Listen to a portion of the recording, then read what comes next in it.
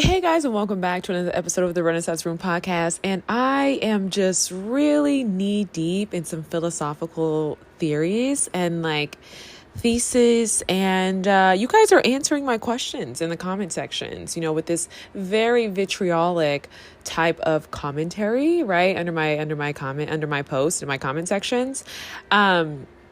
Something that I'm really exploring, right, as human beings, right, from an evolutionary, right, human species type of concept, right, perspective. And what happens when humans stop reproducing, right? What is the outcome of that, right? And one of the things that's so interesting to me is that I do see this recent obsession with this kind of apocalyptic thinking. And we know that we've had conversations around, nihilism. I've kind of been exploring and rather questioning, right? Again, much of the work that I'm doing in this space, right, is very philosophical, meaning I'm just theorizing, right? I'm not really, coming to any type of conclusion with these thoughts, right? I'm just more so documenting culture, which is the entire premise of the podcast. That's the entire purpose of the podcast. It's not even a premise, it's the purpose of the podcast. It's just to document culture. Now, what is interesting to me, especially when we start talking about apocalyptic thinking, is how much of this seems to be propagated in the sense that it's influential, right? People are online, they're seeing things, they're having conversations about AI, but nobody really understands how AI works, right? Why is there this fear about automation, right? We know from a, science fiction perspective, right? From Octavia Butler to movies like I Am Robot to The Matrix, right? All these different, bodies of art, right, that have always kind of played into this type of science fiction. But why do people feel as though that's something that's going to happen in 2030? I mean, it was 2012. They said that the world was going to end, that all these different things were going to take place. But one of the things that I just don't understand, and maybe just from a more grounded and practical standpoint, is that, if humans are going to come to an end, it is going to be something that is going to take a very long time, right? Because that's just how evolution works. It's not anything that's going to happen overnight. It's not going to happen in your lifetime or my lifetime, right? You're talking about years and years and years, right, before we actually reach that point. I do think that obviously with things like data centers and, with our climate crisis and with our, things like environmental fatalism, so to speak, right? These things are speeding up the process, but even still, it's a very long time before we get there, right? Scientists can only predict, but they can't actually tell you, when that time is going to come. But we are seeing those changes, right? We're seeing the things that are taking place, within the Atlantic. We're seeing the glaciers. We're seeing, certain animals are going extinct. We're seeing this, but again, it's something that is taking place over time. So the obsessions with this sort of apocalyptic thinking, to me, seem to kind of stem from a more cultural thing, right? And how people are raised environmentally. For example, we know that many white Americans always kind of had this very interesting relationship with, things like zombies. We've seen Ryan Coogler, right? Perfect depiction, right? But things like zombies, things like, let me think, what's the other thing? Yeah, zombies are a really big one, but I more so just say again, just apocalyptic, the world is going to end. People are going to be, and there's always kind of been this, and you see this, these conversations really at the forefront because, obviously, on average, a lot of white Americans have more resources, right? Algorithmically, they're favored by the algorithms, things like that. So their content is pushed. And so there's just a lot of conversation in these main streets, right? These mainstream streets, right? That's very apocalyptic, but it's not practical, right? It's not something that's going to take place right now. It's something that's going to happen through time. It's not going to happen in your generation. It's not going to happen in my generation, and so I don't know. Why are people so, at this place of just doom and gloom? You know what I mean? How much of this is being manufactured? How much of this is merely just a byproduct of our environment, right? As human beings, our behavior, right, and the way we show up in the world is influenced by our environment. And if the environment online, right, because that's the environment that most people are within, right, all day, every day, is this sort of like, convoluted space that is very nihilistic, right? That is very vitriolic, right? That is very hostile. That is very much, doom and gloom, depression, competitive, right? And hopeless, right? Then it's no wonder then people are going to kind of start to shift and start to kind of become these type of persons. I mean, just for example, how many people have really given up on life, right? Given up on their goals, given up on their dreams, given up on the things that they really, truly desire, whether that's, innate or whether it was something that was environmentally influenced, right? Because they don't feel like it's going to happen. Not because it hasn't happened, not because they have anything real or sound or concrete, but just because of the way that they think. Right. And I don't know. I think, again, like I say, we talk about social media and its impacts on the brain. But if you're looking at it from a physiological and a psychological standpoint, right? As human beings, we evolve and we adapt. And, we've previously had certain things with, obviously as a child, you adapt, you become stronger mentally, right? You become an adult, you become more resilient, you become more emotionally stable, right? There's just certain skills that you learn so that you can produce healthy offspring. You can be a, modern citizen within society. And that's not to say you shouldn't critique the system. And that's not really what I'm talking about here. I'm just talking about the way in which, within American society, right? Western culture, the ways in which we're socialized, right? Our civility, how we show up in the world and what is expected and required of us. But if we have social media, which is altering our brains and it's changing how we show up in the world, then it's no wonder that we cannot successfully adapt to adulthood, right? We cannot successfully mature, right? And develop the skills that we need to have healthy offspring and to raise healthy offspring. Do you see what I'm saying? You maybe not, right? Because again, this is a very philosophical conversation. A lot of people take this as, social media, mainstream topics, child free versus child. That's not at all what this is about. You see what I'm saying? That is not at all what this is about. And I think it's easy for a lot of people to kind of sit within that space, because I think to really sit with me here, right, and have this conversation from a philosophical standpoint does require some level of study, right? This is not a superficial, surface level, shallow, conversation.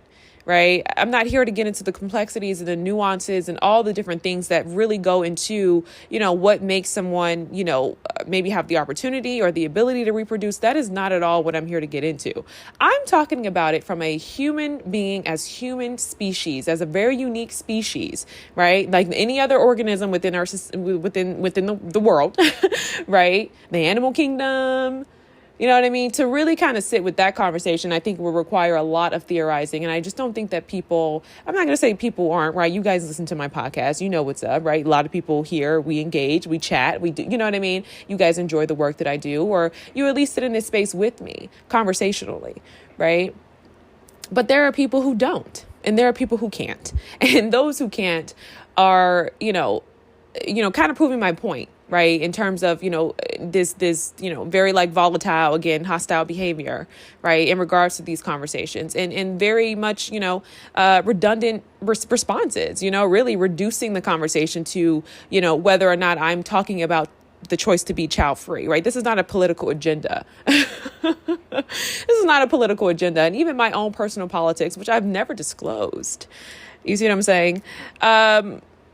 Are never anything that I leave with when we start talking about, just generalization, right? General empirical knowledge, right? And general empirical conversations, right? About society, about human beings as a species, as an organism. You know what I mean? So, I understand a lot of people cannot appreciate that. That's completely fine. I think one of the things I love about platforms and, being, I guess you could say a creator. Well, first of all, let me just say this.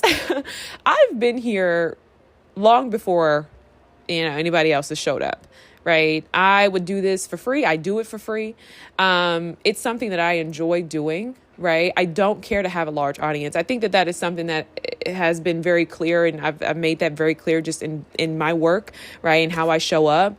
I really appreciate the people who just are here because they like ideas, they like conversation, they like, theorizing and sitting in a space and conceptualizing, right? Like they just love thinking and learning, right? My entire bio is literally what I do, right? I read books and I share my thoughts. Now, I'm starting to realize some people are not privy to my thoughts. I would like to, maybe consider a paywall or something of that nature. But it's much easier to just, remove people and move on with my life, right? This is just not the platform for that. I wouldn't say that I'm a content creator. Again, I'm just a girl who reads books, and I like to just share my thoughts and, do what it is that I love. Like I said, I've been doing this for years. Anybody who's been following me over the past 7 years, right? When I first started writing on the creatives.site, it was my own personal blog. It was blog posts. It was poems. Then I wrote my book. I was on Tumblr.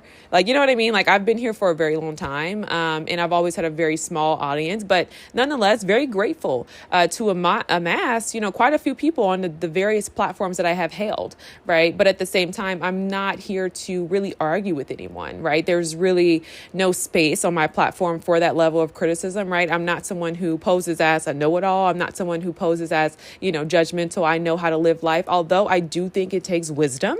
Okay. I don't think that many people have wisdom on what it is to really live a good life and live life, right? Because I think it takes wisdom to live a good life and to live life, right? And many people just are without that today, right? That's why you have this sort of hopelessness, right? When it comes to the future, you can't recognize how beautiful life really is, because, you don't have the wisdom on how to live life. But neither here nor there. My platform just wasn't the place for that, right? It was a very small, intimate place, right? The Renaissance Room only has a few followers. You know what I mean? I'm not here to wow anybody with any visuals, right? Strictly audio, right? Nothing glamorous, nothing, right? There's no theatrics here. So, if you don't like it, then you just don't have to engage. You know what I mean? You don't have to engage. You don't have to be in this space, right? It's such a small platform. Like I said, I don't do anything to, you know what I mean? Although I do think, hey, listen, there's a lot of great stuff happening here. There's a lot of great stuff happening here. You know what I mean? But at the end of the day, there are much more other exciting things going on the internet versus my little corner. You know what I mean? And so I don't know. I get, but I also understand this too, right? We talk about adaptations, you talk about evolution, you talk about just being a person who knows how to live life, or at least has figured out some part of their lives, right?